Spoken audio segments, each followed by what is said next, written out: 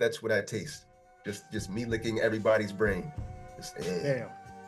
You kind of feel violated here. My taste like Hennessy. That's why I wear hats. There's a serendipity story coming with that one too. I'll tell you about that one later. It's crazy. It's probably my favorite and best delivered verse ever on this, and I can't use it. Like the two joints, the Beggas joint and the other joint that you played tonight, like I heard a level of enjoyment that I don't think I've heard from you before. So I don't know if that's a part of this, this modified approach or not, but cool. Something else I wanted to let y'all hear, get a little feedback on. This is a joint called Castlemania. I don't know if I let Alex hear this.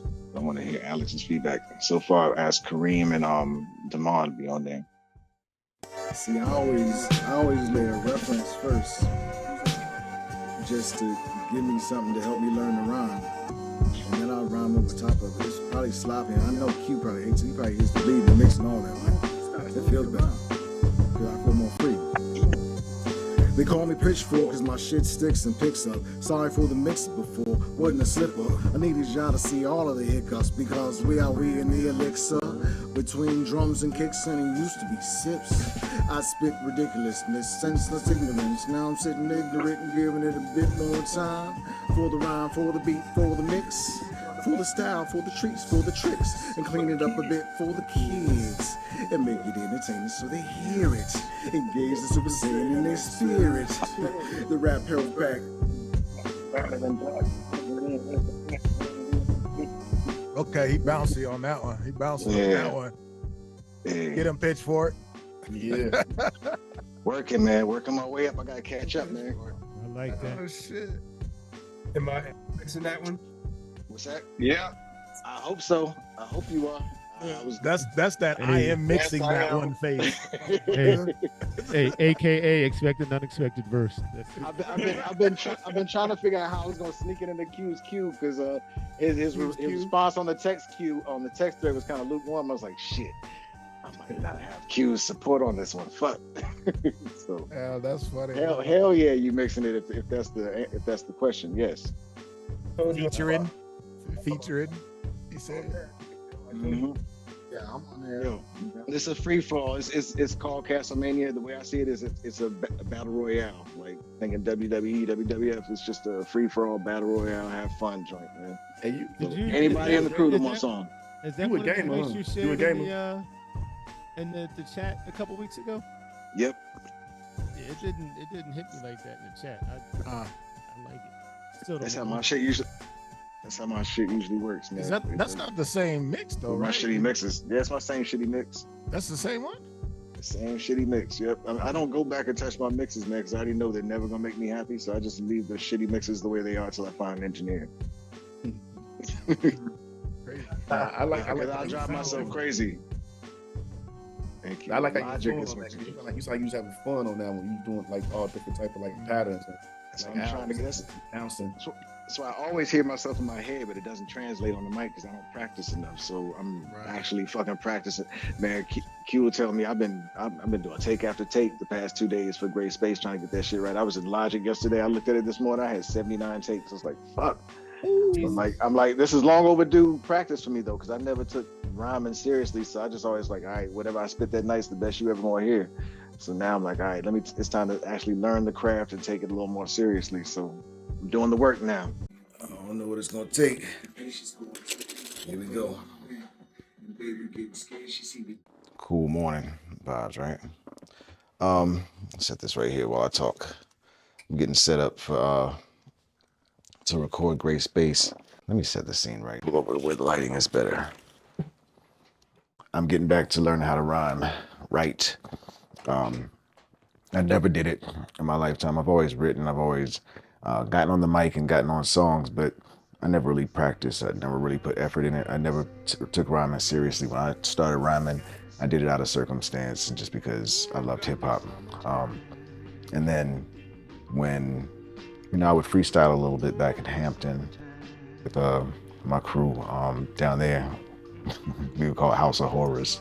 There was a female MC who used to come by Plant Product back then, who saw I had equipment that was given to me or brought to my house for me to use by the brother that taught me to make beats, Rashid Mays. Again, thank you, Rashid. Rashid's the one who introduced me to Q from GRYSKLL, and also Quaz, who's coming by today to help me sit. Well, we're gonna catch up, but I imagine he's gonna answer some questions to help me figure out how to set up this lab properly for recording, because I'm struggling through this verse for GRYSPACE right now through the technical side. I'm also struggling through just delivering the rhyme, because like I said, I haven't been practicing. I've never really practiced rhyming. I think I've got it on a few takes, very close, if not it, but there's been some sort of issue, so I swapped the cable on the mic. I'm gonna give it another shot this morning.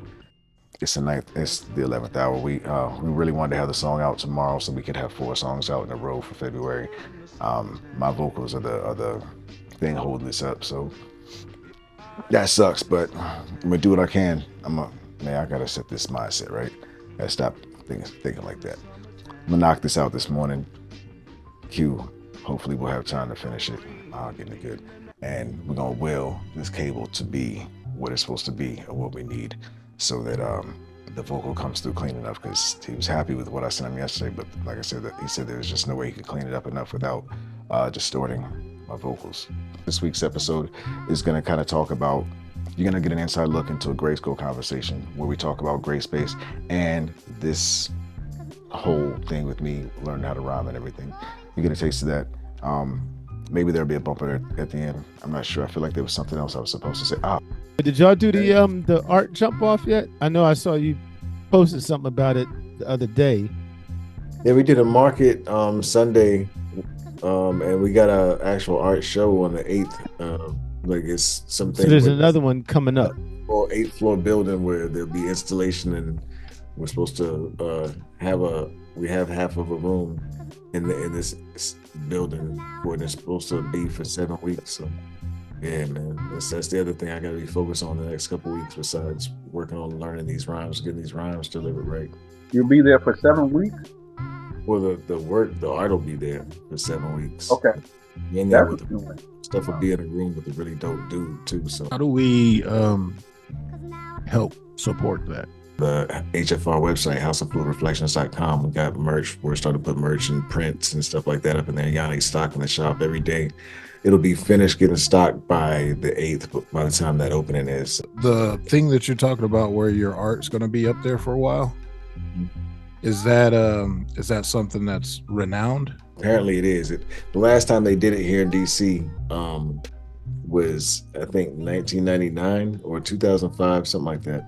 But apparently a lot of artists get opportunities, or there's a lot of networking that goes on there. Like they have performances that are going on there for the 7-week period. They got all types of art installations and exhibits and demonstrations and shit going on in there.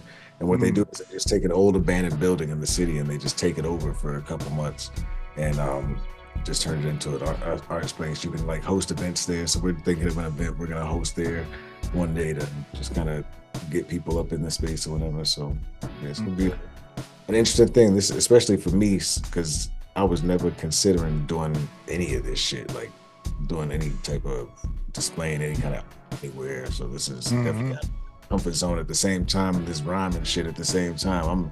I'm all out of my fucking comfort zones right now. I'm out the plane like this with the parachute on. So it looks good on you. So well, that's when your inhuman powers kick in. they better if I hit this. You know what I'm saying? I'm out here like the Hulk. Hit the ground. Plop, plop, plop. That's tight.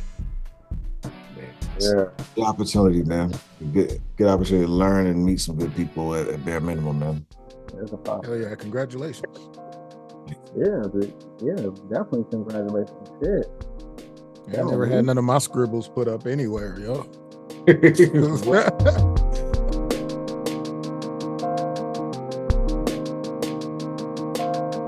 coaches is something else that's really helping. Right now, I've got 2 people coaching me through stepping up this rhyme game or learn how to get this rhyme game together. That's Zoe, the instrument being my partner, Zoe Pitchfork, co-founder of GRYSKLL. Kareem Muse is really been a huge help with talking me through. I give him all my reference tracks, and he gives me feedback on them, and helpful feedback. Like I've asked him not to pull punches and to really give his honest thoughts, and he's really helping me kind of see what's working, what's not working, and the way he's delivering his responses. It works for me. And then there's also Al Backwards from GRYSKLL. He's out in Reno, Nevada. And what's interesting, a serendipity story, another serendipity sighting with this is one of my favorite albums of all time, largely because of the mix, but also because of the production, and also because this guy is arguably close to, if not my favorite producer outside of Father Lord, my mentor. Dr. Dre's 2001, the Chronic 2001. Well, Al went and studied under one of the engineers who worked on that project. And that project is like the bar when it comes to mixes for me. And between Q and Al, we got that bar covered. So I'm excited that I have that in my arsenal, but I also have the experience that Al picked up through there available to me through his coaching as well. He's helping out with co-leading GRYSKLL and co-managing GRYSKLL, co-directing, whatever. I don't know what the word is. I hate lead, but he's got on his hands on the wheel of GRYSKLL along with Q and I. We're all steering the ship together. But he's also agreed to help me tighten this stuff up. So I'm sending him all my references as well. He's giving me excellent songwriting feedback and delivery feedback and technical feedback and just thoughts and advice, opinions, all that I need. They call him the secret ingredient around his way because he's helped so many people in so many different ways that you can't easily articulate. But you sit down and have a conversation with Al about something that you're working on that's within his field of expertise, and yeah, you'll see the value. You'll see why he's the secret ingredient. And then one other thing I want to mention before I get in here and get to this is something Yanni said this week that really hit me, because I think what I'm coming to understand through this era right here, and especially through learning how to rhyme, is that there is some sort of confidence challenge that I'm dealing with. So I'm really looking into that, understanding the roots of it, thinking about the roots of it. And I think I understand a lot of the roots of it. I can explore it more. But I think one of the ways that I'll be able to address that is through this exercise of learning how to actually rhyme and feel confident and proud of the way I've delivered my rhymes. Because I'm already very happy and I'm proud of the writing. I'm not even proud, but you know what I mean? I need the confidence. So I'm building the confidence here. But one thing Yanni noticed is that she really took the time and thought about herself and I this week. She said she realizes that she was affirmed at almost every step of her journey as an artist. Whereas me, I didn't get affirmations as an artist. I got affirmations for being intelligent, and for being kind. My artistry isn't anything I got many affirmations for until my 20s, when I started to discover I could string beats together, string loops together, make loops into something that somebody wanted to rhyme onto over. And that's led to beat making, which in some cases may be production. We'll have that conversation later. But I didn't have affirmations. She did. And she thinks that explains part of our gap in the reasons in the ways we move, and the ways that we feel about art. Like, she's super passionate about the art world. She's got us signed up for Artscape, which, by the way, means I may not be putting out episodes and engaging here much because I've got some paintings to finish. And I got this verse, I got the paid verse coming up, which the story coming with that one too. I'll tell you about that one later. It's crazy.